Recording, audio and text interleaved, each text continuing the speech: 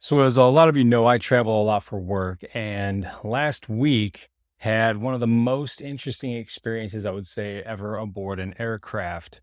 As we were beginning to take off, we got about 30 feet off the ground, and then the engine failed, and we just came slamming right back down into the runway. We ended up slamming down so hard, I was convinced that the landing gear had actually broken off the aircraft and that we were skidding into the grass. Now, that didn't actually happen, but if you've ever been on an aircraft or any sort of vessel where there's a lot of force behind it, it's just such a violent incident anytime that there's some sort of accident occurring. So we ended up looping around and they tried to not tell us what the deal was. And we sat on the plane for 4 hours. And then eventually they said that the plane was good to go. But before we took off, keep in mind, this was on the anniversary, the 9 year anniversary of when we had a helicopter crash over at Marsoc and it killed 7 dudes, which was my sister team at the time.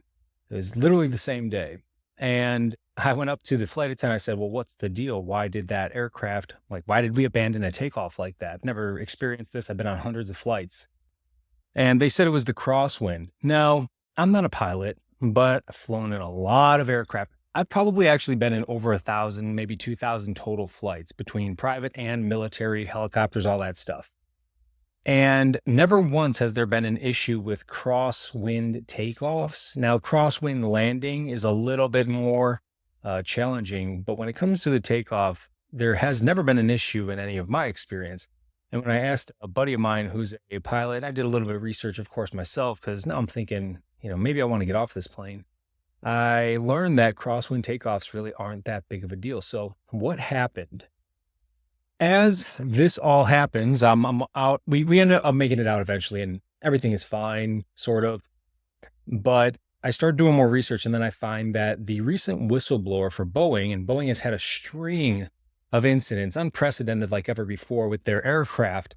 The whistleblower who was talking about a lack of accountability within the Boeing maintenance program. Now, keep in mind, when it comes to maintenance, we had another crash in Marsoc in 2017 where a propeller wasn't properly quality control inspected, and it ended up falling off mid-flight, 20,000 feet, slicing the AC-130 open, or the C-130 open cargo troop carrier, and that killed half of my team. And so I have a history with aircraft maintenance failures. Now, the whistleblower was set to testify in a couple of days, and they just found him dead due to an apparent self-inflicted gunshot wound in his car, which is not coincidental at all. Now, let's take a look at what could potentially be going on beneath the surface here with Boeing and this lack of maintenance accountability.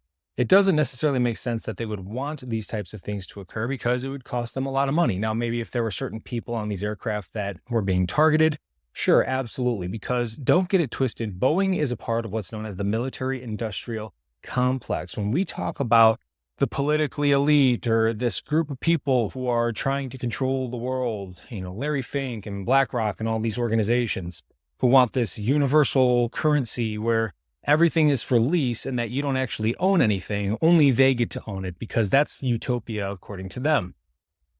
Real fascist ideology and dictatorship. Boeing is a part of Lockheed Martin, Raytheon, all these major players anytime that there's a war contract signed. And the unfortunate reality of the war on terror is that now it's just become such a racket. We'll never find our way out of this, which is why Ukraine started up right after we ended up leaving Afghanistan in such a shit show fashion. So Boeing, being a member of the military industrial complex, has access to a lot of high-level elite, or what I like to call douchebag politicians, people who've been in office for 20 plus years, roughly.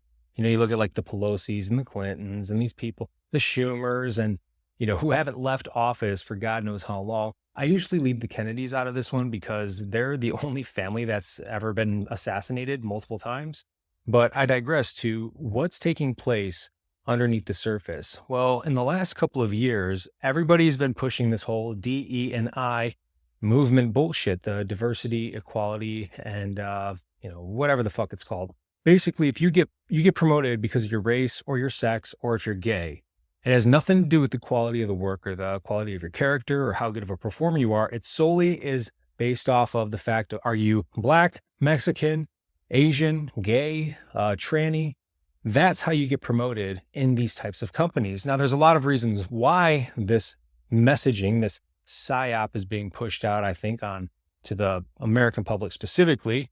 And it has a lot to do with demasculating an entire nation, because a nation that is neutered cannot fight back against any sort of oppressive force. And so these companies have these ESG, social credit scores. And when you look at companies like Target or Budweiser, when they tried that Mulvaney, whatever his name is thing, and they're trying to push the message to the greater American public and the upcoming generation that you could be a boy or a girl, which creates a lot of confusion, which creates a lot of purposelessness, which creates a lot of erraticism and violence and medication. And then you have a nation that's just sedated and neutered, and they're easy to control. Everything sounds good to those people at that point because they don't even know if they're a fucking boy or a girl. So with Boeing being a part of this DE&I movement, I believe that all this string of mechanical failures is due to the fact that they are promoting people solely based off of the color of their skin, or if they mutilate their genitals or whatever genital they prefer to suck on. And so doing my research on this, I started to uncover an entire string of incidents that Boeing has been having lately. So, for example, in 2024, it started on January 5th. And then they've had 5 reported incidents so far in the last 3 months. And this doesn't include the 3 that took place the last week, where over 50 people were injured on an airliner heading to Australia. Doors are falling off, tires are falling off, engines are failing, thrusters are failing, and it's largely due, and it's right in line with when they started this whole DE&I movement bullshit. You cannot promote somebody solely based off the color of their skin. First of all, that's racist. That is the definition thereof, being prejudiced against somebody, being the people that aren't getting promoted, due to the color of their skin. 2, it always needs to be based on the quality of somebody's work. It can't just be because of somebody's skin color or if they're gay or not. I mean, look at our US government right now and the shit show that is. Who's going to take advice from the Surgeon General who doesn't even know if he's a boy or a girl? I'm not taking medical advice from that person. I don't know about you.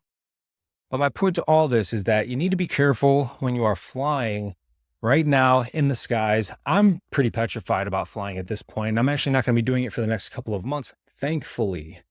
But it's not necessarily just because of the incidents that have been occurring and the incident that we just had on my aircraft a few days ago, but it's getting really sketchy, and it's only a matter of time before we have some sort of catastrophic incident. And I would really prefer not to be on the aircraft that has that type of an incident.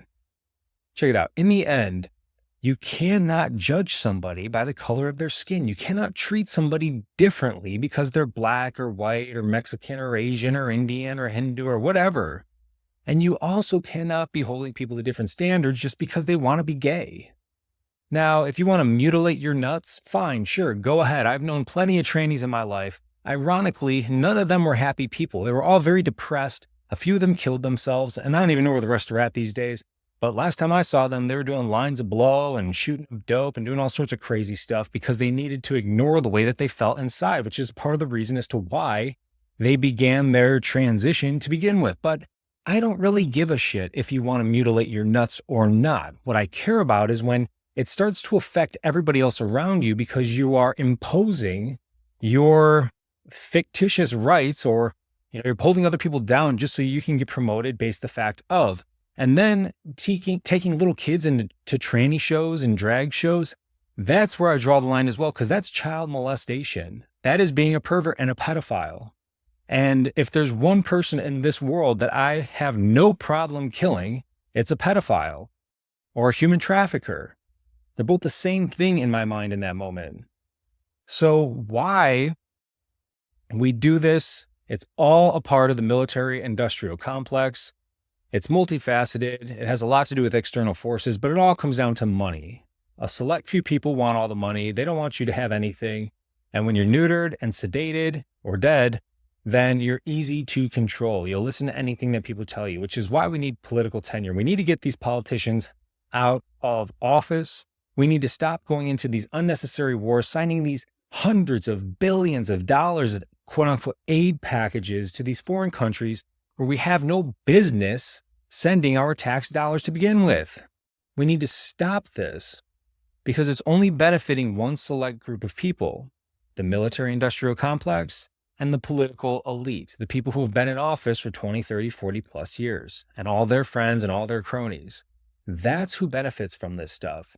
And what we're starting to see now is that the system, as we know and love it to be, that being capitalism, where aircraft get built up to a standard and they're maintained in that standard so that they don't fucking crash, that's starting to fall apart because they're promoting people based off this ridiculous ideology of racism. Hey, you're black, you get promoted. You're Mexican, you get promoted. You're Indian, you get promoted.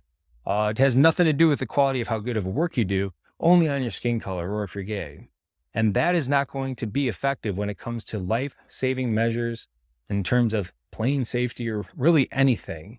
So it's only a matter of time before a plane actually crashes into the ground, killing several hundred people. It's only a matter of time before buildings start to collapse because the civil engineer who created it was only promoted to that position based off of their sexual preference. That is prejudice. That is racist. We need to completely get rid of this stupid DE&I. It's more like DI&E, die, because that's what it's doing to companies, to capitalism, to corporations, like honest, good working corporations. And it is just funding the military industrial complex, which leads to needless bloodshed and a larger disparity within the wage gap.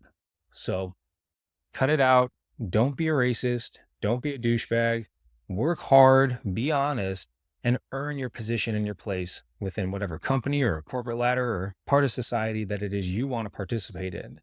Don't get fooled by these psyops. We covered psyops a couple weeks ago and how it's misinformation or disinformation purposefully driven in order to elicit a physical action or response from a person.